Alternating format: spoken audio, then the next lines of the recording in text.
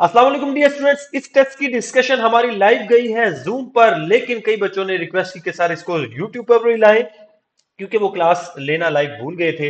प्यारे बच्चों, अगर आप एक जूम की क्लासेस लेना चाहते हैं या टेस्ट को रोज अटेम्प्ट करना चाहते हैं तो मेक श्योर कि आप मेरे व्हाट्सएप ग्रुप में मौजूद हैं। अगर नहीं है तो इस वीडियो के डिस्क्रिप्शन में जाके आप देखेंगे व्हाट्सएप ग्रुप का लिंक मौजूद है, उसको खोलिए और आप मेरे ग्रुप में आ जाएंगे। हम इस टेस्ट की डिस्कशन करते हैं। अगर आपने ये टेस्ट अटेम्प्ट किया है तो भी आपको हेल्पफुल करेगा, अगर नहीं किया तो मेरे इन क्वेश्चंस को देखिए और चेक कीजिए कि आपको इनमें से कितने क्वेश्चंस आते थे, और उन क्वेश्चन की डिस्कशन के साथ हम टॉपिक को कवर करने की भी कोशिश करेंगे। इस टेस्ट का टॉपिक है पार्ट्स ऑफ सेंटेंसेस। सेंटेंसेस के पार्ट्स की बात करेंगे और वोकेबरी के कुछ क्वेश्चंस आएंगे आपको, जो कि वोकेबरी का लेक्चर पड़ा हुआ है यूट्यूब पर ही। आइए विदाउट वेस्टिंग आवर टाइम, हमारा पहला क्वेश्चन है जिसमें identification of parts of speech है। ठीक है। His mother won't be there, यहाँ पे देयर के बारे में आपने बताना था, बट हिज फादर माइट। तो अब देखें पहले नंबर पे कि ये कंजंक्शन है या नहीं। प्रोनाउन, चार ऑप्शन है आपके पास, कंजंक्शन, प्रोनाउन, एडवर्ब या प्रपोजिशन। अब राइट आंसर तो हमारे सामने है। तो प्यारे बच्चों, आपने करना क्या था, ऑप्शन में आने से पहले अगर आप मेरा सिर्फ लेक्चर को डिस्कस इसलिए कर रहे हो, इस वक्त वीडियो सिर्फ इसलिए देख रहे हो कि मैं चेक करूं आपको इस वीडियो में आने वाले क्वेश्चंस कितने आते हैं, तो आंसर को देखने की बजाय सिर्फ आप क्वेश्चन की तरफ नजर दौड़ाएं। ठीक है। His mother won't be there, आप जानते हैं कि ऐसा वर्ड जो वर्ब के बारे में बताए, ऐसा वर्ड जो वर्ब को डिस्क्राइब करे कि वर्ब कैसे हो रहा है, वर्ब कहां हो रहा है, या वर्ब कब हो रहा है, ये मैनर, प्लेस और time.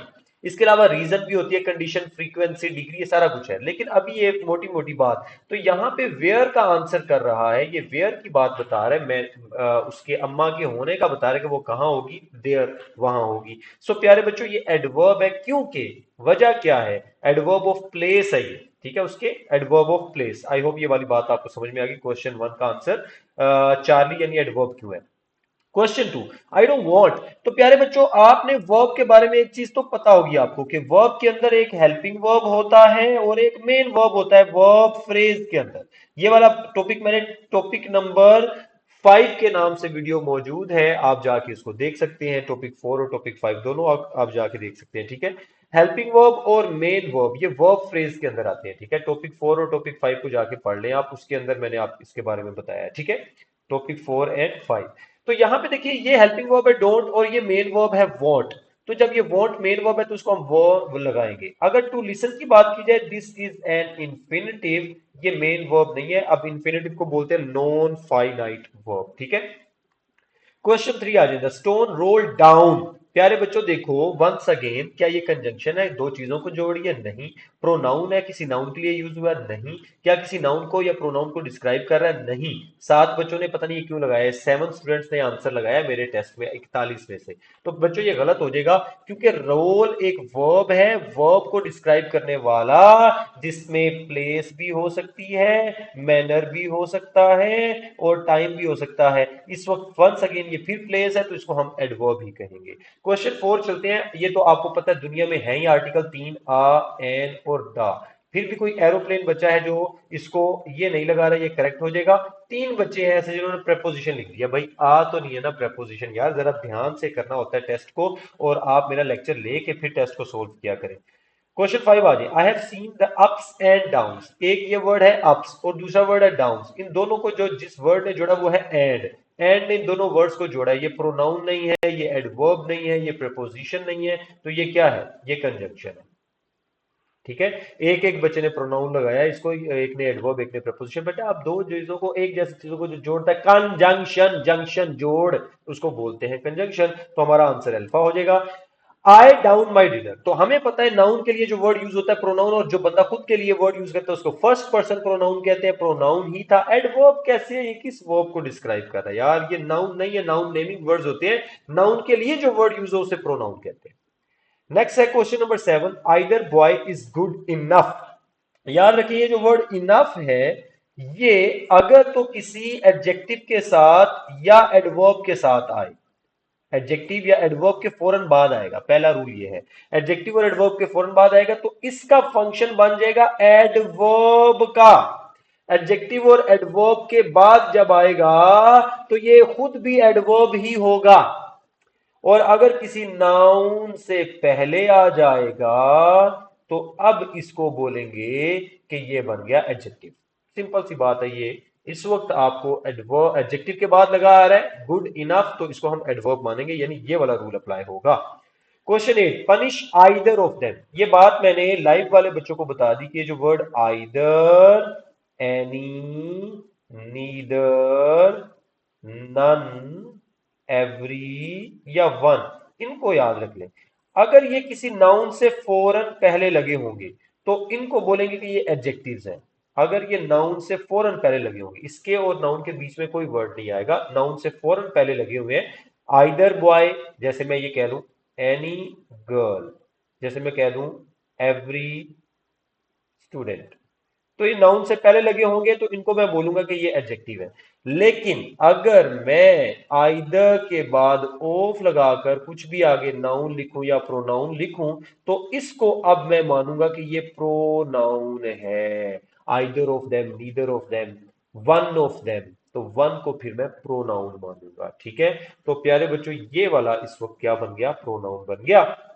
Question 9, you must either play और रेस्ट। तो अब आ जाते हैं आइदर और की कहानी पे। को रिलेटिव कंजंक्शन भी होती है जब ये जोड़ लगाएं। को रिलेटिव मतलब रिश्तेदार कंजंक्शन। ये देखो ये आइदर है और ये और है, तो नाना के साथ नानी, मामू के साथ मुमानी, चचा के साथ चची। जब जो दो लोग इस तरह ये दो कंजंक्शन आ रही हो, इनको पेयर कंजंक्शन भी कहते हैं, को रिलेटिव कंजंक्शन भी कहते हैं। आइदर और, neither NOR, not only but also, both के साथ एंड। तो यहां पे एक अंडरलाइन कर दिया तो वो है तो वो कंजंक्शन ही ना, जिसे को रिलेटिव कंजंक्शन कहेंगे। Question 10, tell me something else. तो यहां पे ये देखो वर्ड टेल है, ये वर्ब है, क्योंकि आपको पता है ये इंपेरेटिव सेंटेंस होता ही बेस फॉर्म ऑफ वर्ब से स्टार्ट है, ये वर्ब हो जाएगा। क्वेश्चन नंबर 11 की तरफ बात करते हैं। तो यहां पे अब आपको आइडेंटिफिकेशन ऑफ फ्रेज आ गई। यहां से 11 से 20 तक फ्रेजेस आपने आइडेंटिफाई करने हैं। Morris performance captivated what, captivated. याद रखो कि नाउन फ्रेज या नाउन ही होता है ना, नाउन फ्रेज के अंदर हेडवर्ड नाउन होता है, या वो सब्जेक्ट होता है या object. So noun phrase either functions as a subject in the sentence or object in the sentence. Noun phrase या नाउन की जगह पे आना होता है, और इसका हेड वर्ड एक्चुअली नाउन होता है, यानी नाउन इसका हेड वर्ड होता है। तो यहां पे ये हमें पता चल गया कि ये नाउन फ्रेज है। That's it. Gerund phrase ING form जो नाउन बन जाए, एडवर्ब फ्रेज जो एक्शन को या एडजेक्टिव को डिस्क्राइब करे, और infinitive phrase to plus first form से स्टार्ट होता है, इसलिए ये दोनों नहीं होंगे, ये होगा answer. Question 12, Ben and Jerry were over the moon. और ऐसा फ्रेज जो प्रेपोजिशन से स्टार्ट हो रहा हो उसे बोलेंगे प्रेपोजिशनल फ्रेज। ठीक है, ऐसा फ्रेज जो प्रेपोजिशन से स्टार्ट हो रहा है प्रेपोजिशनल फ्रेज होगा। क्वेश्चन 13, डेनिस बैग पाइप्स वर डैश। प्यारे बच्चों ये देखो ये पूरी चीज ये इसके बैग पाइप्स के बारे में, ये नाउन है और वो पूरी चीज उस नाउन को डिस्क्राइब कर रही है। ऐसा फ्रेज जो नाउन को डिस्क्राइब करता है या ऐसा वर्ड जो नाउन को डिस्क्राइब करता है उसे एडजेक्टिव कहते हैं। यहां पे एडजेक्टिव फ्रेज होगा। ये एडवर्ब बिल्कुल नहीं है, एडवर्ब एक्शन को डिस्क्राइब करता है, क्योंकि टॉलरेबल या इनटॉलरेबल एक्चुअली इस नाउन की बात हो रही है। मिसाल के तौर पे अली इज वेरी एफिशिएंट, तो ये एक्चुअली वेरी एफिशिएंट किसको डिस्क्राइब कर रहा है, ये अली को डिस्क्राइब कर रहा है, तो इसको क्या बोलेंगे, इसको बोलेंगे एडजेक्टिव फ्रेज। ठीक है, इसको जाके फ्रेजेस वाली जो मेरा टॉपिक पड़ा हुआ है लेक्चर नंबर 4 और 5 उसको दोबारा लाजमी सुने। क्वेश्चन नंबर 14 में मैंने एक ऑप्शन डाली थी कि आपको कोई और आंसर लगता है तो वो लिख दें। तो प्यारे बच्चों ने ना ज्यादातर क्या लिखा है, उन्होंने प्रपोजिशन लिख दिया है। ए प्रपोजिशन है, नो डाउट प्रपोजिशन है, स्ट्रक्चर वाइज ये प्रपोजिशन ही है, लेकिन एमडी कैट और नम्स का रूल है कि ए बी सी डी में से ही कुछ निकालना है, आप खुद से कुछ नहीं लिख सकते। उन चारों ऑप्शन में से देखिए, तो हमें पता है यहां पे इसके एक्शन की बात हो रही है। Look where, where above the fridge. तो बेटा जो वेयर का आंसर करेगा उसे एडवर्ब फ्रेज कहेंगे। That's our answer. Question number 15, I was excited to meet the superstar at the concert. तो बेटा टू प्लस फर्स्ट फॉर्म से जो भी फ्रेज स्टार्ट होता है उसको इन्फिनिटिव फ्रेज कहेंगे। ज्यादातर बच्चों ने इसको करेक्ट किया, उनको पता था कि infinitive phrase to plus first form से स्टार्ट होता है। अच्छा, if guest are coming for dinner we must wash. ऐसा फ्रेज जिसके अंदर वर्ब और उसका हेल्पिंग वर्ब, वर्ब या मॉडल वर्ब, वर्ब पार्टिकल आ जाए उसको बोलते हैं वर्ब फ्रेज। तो ये वर्ब फ्रेज ही है। इसमें भी कुछ बच्चों ने मिस्टेक की है, ये एडवर्ब नहीं है बेटा। एडवर्ब तो वर्ब को डिस्क्राइब करता है और जिसमें खुद वर्ब आ जाए वो वर्ब फ्रेज होगा। सिंपल सा रूल है। Question 17, my father commends my what, ING form से स्टार्ट होने वाला। अच्छा, नाउन भी हो सकता था लेकिन नाउन की ऑप्शन ही नहीं है। आईएनजी फॉर्म जो नाउन बन जाए, आईएनजी फॉर्म ऑफ वर्ब जो नाउन बन जाए उसे जेरंड फ्रेज कहते हैं, या जेरंड कहते हैं। वो पूरा फ्रेज होगा तो जेरंड फ्रेज, ऐसा फ्रेज जो जेरंड से स्टार्ट होता है। जेरंड किस बलाद का नाम है? आईएनजी फॉर्म जो नाउन बन जाए, आईएनजी फॉर्म जो नाउन बन जाए उसको जेरंड कहते हैं। ठीक है, तो ये जेरंड फ्रेज था, ये हमारा आंसर जेरंड फ्रेज हो जाएगा। क्वेश्चन नंबर 18 देखें, I may see the horses after the storm. अब देखो जी, आई मे सी द हॉर्सेस, और ये क्या चीज है, ये किस बला का नाम है? आफ्टर द स्टॉर्म क्या है? ये उसका टाइम नहीं बता रहा, और जो टाइम बताता है वो क्या होता है? वो एडवर्ब होता है, बाकी सारे नहीं है। ये किसी ने नाउन लगाया, वो भी 9 स्टूडेंट्स ने लगाया, क्या सोच के लगाया पता नहीं।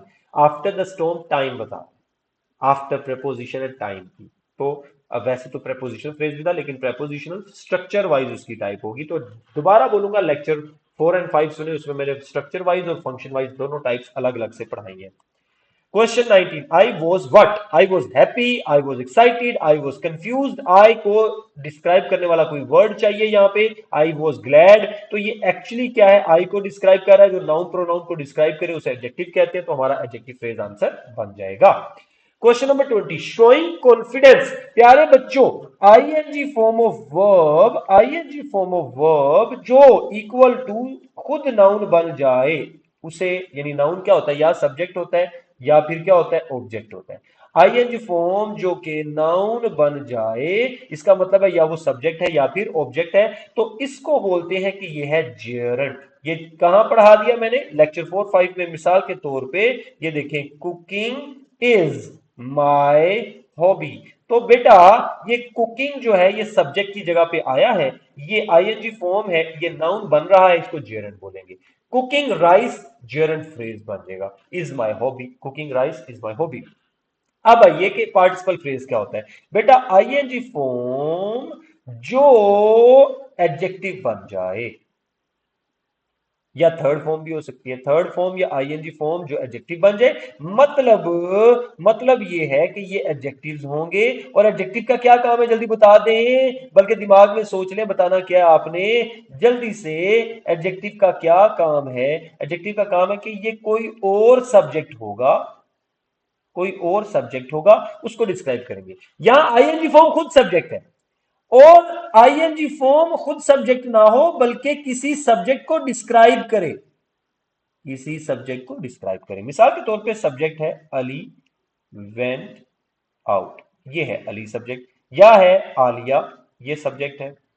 Alia washed washed her hands, ये दो आपके सब्जेक्ट, अली भी है और आलिया भी। अब इनको डिस्क्राइब करने के लिए मैं ये कहता हूं, फाइटिंग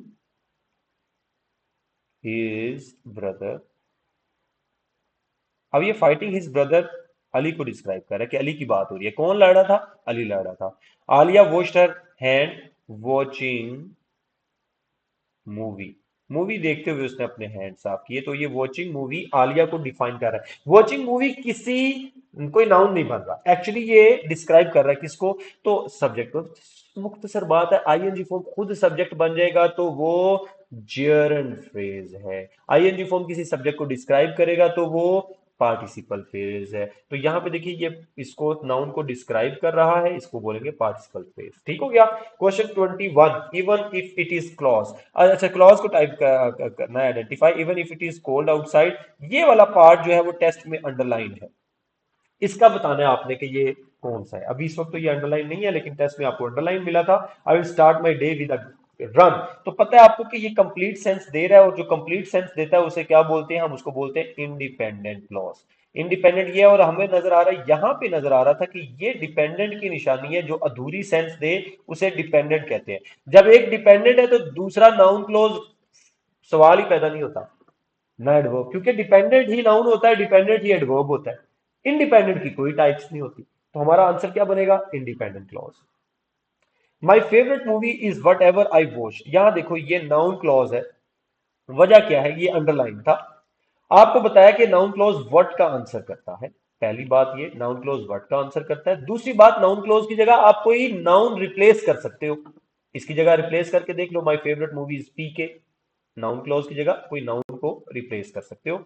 एडवर्ब नहीं है, एडजेक्टिव नहीं है, इंडिपेंडेंट भी नहीं है। इंडिपेंडेंट ये है, ये यहां से ये इंडिपेंडेंट होगा, ठीक है। आई वेटेड पेशेंटली वाइल, यहां से आपसे पूछा गया कि ये कौन सा क्लॉज है। While Mervyn was tying his shoe laces. तो प्यारे बच्चों, ये चूंकि सबऑर्डिनेट कंजंक्शन से स्टार्ट हो रहा है और आपको वैसे ही मैंने बता दिया, वह लेक्चर में, लेक्चर जाके सुन लीजिएगा। सबऑर्डिनेट कंजंक्शन से जो भी क्लॉज स्टार्ट हो रहा होगा वो एडवर्ब होगा, क्योंकि ये देखो वाइल टाइम बताता है, आफ्टर भी टाइम बताता है, बिफोर भी टाइम बताता है, सिंस भी बता सकता है, कॉज एंड इफेक्ट भी बताता है, ये बिकॉज, ठीक है। इसके अलावा दाओ, उसके अलावा even though, if, even if, as soon as, या अनलेस, या अनटिल। इस तरह के वर्ड से जो भी क्लॉज स्टार्ट हो रहा होगा वो एडवर्ब फ्रेज होगा, सॉरी एडवर्ब क्लॉज होगा, ठीक है। तो ये क्लॉज क्या है, एडवर्ब क्लॉज है। आई होप ये बात आपको समझ में आ गई है। Question 24, she watch the movie. Movie movie movie एक नाउन है। अगर एक नाउन है तो नाउन को डिस्क्राइब करने वाली सारी चीज जो नाउन के फौरन बाद लगी होगी, अगर वो नाउन के बारे में एडिशनल इंफॉर्मेशन दे रहा है तो उसको हम बोलेंगे जो नाउन के बारे में एडिशनल इंफॉर्मेशन दे। नाउन के बारे में एडिशनल इंफॉर्मेशन दे, नाउन के बारे में विच का आंसर करे। Which movie that team recommended but she hated it. तो एक्चुअली इसको अंडरलाइन यहां तक किया गया है और बताना है आपने, तो ये बनेगा एडजेक्टिव क्लॉज, ठीक है। Question 25, I met a dog, ये हुज नेम इज पैगी। ये वाली पूरी बात एक्चुअली इस डॉग को डिस्क्राइब कर रही है, इसको बोलेंगे एडजेक्टिव क्लॉज। तो जो नाउन के फौरन बाद relative pronoun that, which, who, whose या हुम से स्टार्ट हो, उसको बोलते हैं कि ये एडजेक्टिव क्लॉज है, इसको रिलेटिव क्लॉज भी कहते हैं। Question number 26, even if my alarm is set, ये वाला क्लॉज अंडरलाइन किया गया था, आपसे पूछा गया था I always sleep in too late. तो इसके बारे में आपने बताना है क्या ये नाउन है, भाई नहीं है। एडवर्ब है, नहीं है। एडजेक्टिव है, नहीं है, क्योंकि ये कुछ भी नहीं है, ये कंप्लीट सेंस दे रहा है। कंप्लीट सेंस वाले की कोई टाइप नहीं होती, तो ये बनेगा इंडिपेंडेंट क्लॉज। ये क्या बनेगा, independent clause. 27, after Ali had eaten food, time time time time time, time बताने वाली क्लॉज को बोलेंगे adverb clause, simple. 28, how I spend my money, बेटा वट का आंसर कर रहा है, what is of no concern to you, what का आंसर करने वाला नाउन क्लॉज होता है।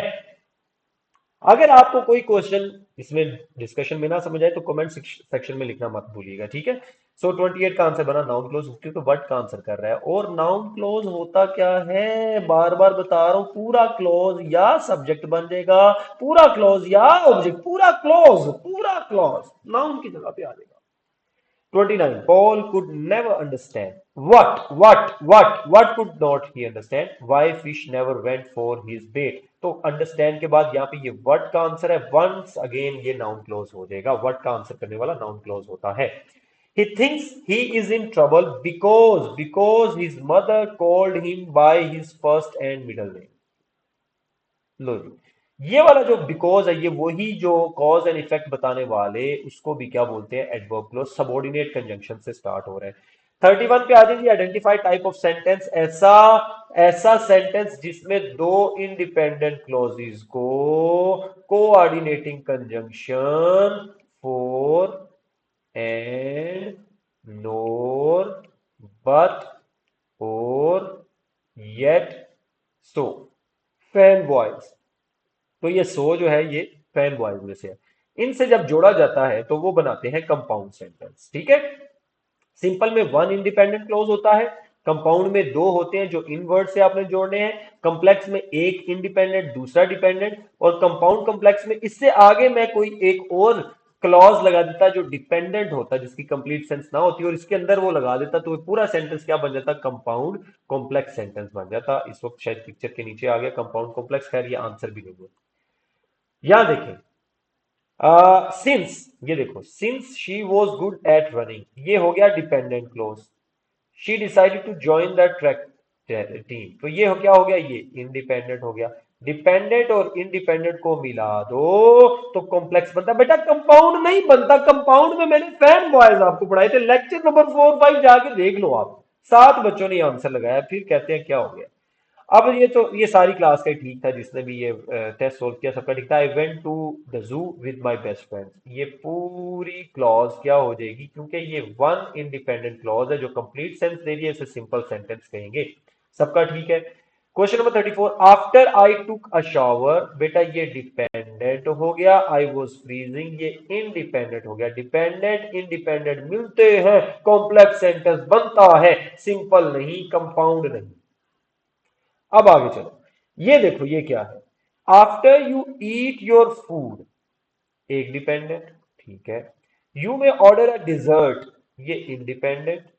But you have to share with your sister, एक और इंडिपेंडेंट जो कि कोऑर्डिनेटिंग कंजंक्शन से जुड़ा गया। दो इंडिपेंडेंट बनाते हैं कंपाउंड, उनके साथ जैसे डिपेंडेंट एंट्री मारेगा बन जाएगा कंपाउंड कॉम्प्लेक्स, बन जाएगा compound complex. Question 36, the talent of this player reminds me of Picasso. अब यहाँ पे आपने पर्पस वाइज उसकी टाइप बतानी है, तो हमें पता है कि ये सवाल नहीं है, ये ऑर्डर भी नहीं है, ये कोई फीलिंग्स भी नहीं है, ये एक इंफॉर्मेशन कन्वे की जा रही है जो फुल स्टॉप से एंड हो रही है, इसको बोलेंगे कि ये क्या है, ये डिक्लेरेटिव सेंटेंस है। अच्छा, pick up some more bread when you pass by the supermarket, तो ये देखें, ये बेस फॉर्म ऑफ वर्ब से स्टार्ट हो रहा है। ऐसा सेंटेंस जो बेस फॉर्म ऑफ वर्ब से स्टार्ट हो, ऑर्डर दे रहा हो, कमांड दे रहा हो, उसको बोलते हैं इंपेरेटिव सेंटेंस। नेक्स्ट क्वेश्चन है, we guarantee that you will love this car, we guarantee that you will love this car, इसमें आपको मालूमात दी जा रही है, जब मालूमात दी जा रही है, इंफॉर्मेशन कन्वे की जा रही है, इसको बोलेंगे declarative sentence. Question 39, my iPod was here just a minute ago and now it's gone, किधर गया, गुम गया, तो ये क्या बनेगा, ये बनेगा एक्सक्लेमेटरी सेंटेंस। ठीक है, ये इंफॉर्मेशन नहीं है यार, स्ट्रॉन्ग फीलिंग है, और इंपेरेटिव भी नहीं है, ऑर्डर भी नहीं है। ठीक है, एक्सक्लेमेटरी सेंटेंस हमारा आंसर बन जाएगा। 40, when did you find out your test score, तो याद रखें कि ये डिक्लेरेटिव नहीं है, क्योंकि क्वेश्चन है, पता नहीं एक बच्चे ने लगा दिया इंपेरेटिव एक्सक्लेमेटरी, सवाल नजर आ रहा है, तो ये इंट्रोगेटिव टाइप ऑफ सेंटेंस होगा, सिंपल इज दैट। अच्छा, क्वेश्चन आ गया, अब वोकेबलरी के क्वेश्चन स्टार्ट हो गए। द सूदिंग म्यूजिक, अब ये वर्ड है सूदिंग, आपको जो कंफर्टिंग, इसका मतलब है comforting. Comforting music helped her anxiety, helped dash her anxiety before the big presentation, तो सूदिंग म्यूजिक उसकी एंजाइटी को क्या करेगा, कंफर्ट ही करेगा ना।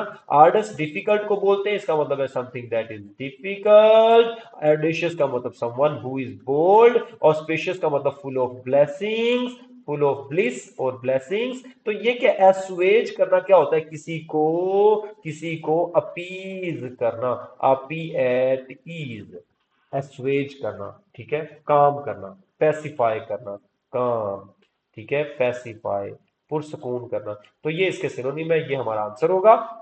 42, द जज decided to dash the suspect on charge of theft and fraud, तो जज उसके ऊपर मुकदमा करेगा, मुकदमा करने के लिए वर्ड है अरेन। अरेन याद रखना है, असिमिलेट करने का मतलब होता है गैदर होना, और कहीं पे किसी सिचुएशन में ढल जाना, अडेप्टेशन करना, अंडरस्टैंड करना। असिमिलेट समझ गए, ये मैंने निमोनिक बताया हुआ है। अपलॉड का मतलब होता है किसी की तारीफ करना, ऑस्पिशियस होता है फुल ऑफ ब्लेसिंग, ये बात पहले भी हो गई है।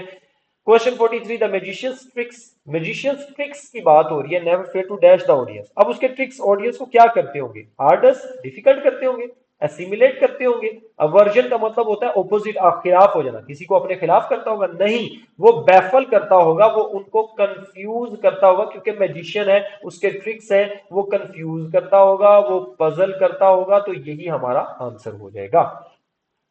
आगे देखिए, बिगाइल का मतलब धोखा देना, किसी को धोखा देना, ये आंसर नहीं है। इनोकुअस होता है मासूम, नाइव भी होता है मासूम, तो ये दोनों सिनोनिम है, इनोकुअस और नाइव, नवा नवा मासूम।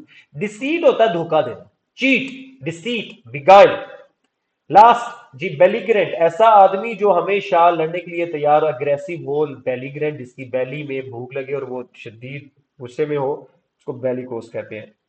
हॉस्पिटैलिटी नहीं, एम्बिग्युइटी नहीं, बेनाइन भी नहीं। ये 45 क्वेश्चन का टेस्ट था, जिसके अंदर 45 मार्क्स थे और एवरेज स्कोर 35 रहा। हाई अचीवर्स में बात करें तो मुस्कान अब्बास 43 है, ये कासिम शाह नूर और जूनियर डॉक्टर के 44 और अलीहा गुल ने इसमें पूरे मार्क्स दिए। She is the only one who secured 45 out of 45। Dear students, अगर आप भी इस तरह के टेस्ट अटेम्प्ट करना चाहते हैं जो मुझे यूट्यूब पे देख रहे हैं, अगर उन्होंने ये टेस्ट अटेम्प्ट नहीं किया था तो फौरी जाके डिस्क्रिप्शन में व्हाट्सएप ग्रुप का लिंक मौजूद है, उसको खोलिए, आप मेरे ग्रुप में आ जाएंगे और डिस्कशन इसकी नेक्स्ट टेस्ट की भी जूम पे होगी। अगर आप वो मिस नहीं करना चाहते तो ग्रुप जल्दी ज्वाइन कर लें। Till next class, take good care of your self. अल्लाह हाफिज। पाकिस्तान जिंदाबाद।